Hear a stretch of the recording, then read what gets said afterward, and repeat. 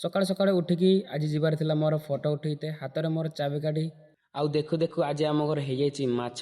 ତ ଆଜି ଦେଖିପାରୁଥିବେ ମାଛ ଭାଇ ଧଉଛନ୍ତି, ଘରେ କେହି ନାହାନ୍ତି ତ।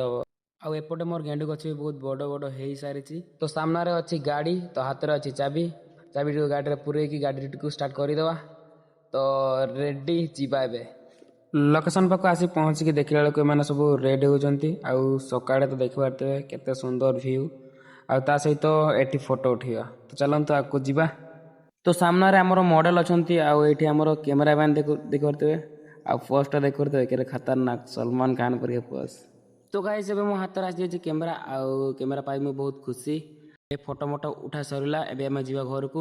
ଫଟୋ ସୁଟ୍ରୁ ଆସିକି ଦେଖିଲା ବେଳକୁ ଆମ ଘରେ ମାଛ ଭଜା ଚାଲିଛି। ଭାଇ ମାଛ ଭଜା ସହ ଇନଷ୍ଟା ବି ଦେଖୁଛନ୍ତି। ତ ଆଜି ମାଛ ଖାଇବାରେ ହିଁ ମଜା ଆସିଯିବ। ଦେଖିପାରୁଥିବେ କେତେ ଟେଷ୍ଟି ଦେଖାହେଉଛି, ଲାଲ ଲାଲ ଲାଇଟ୍। ଆଉ ଏଇଠି ମାଛ ଭଜା ହେଇକି ରଖା ହେଇଛି।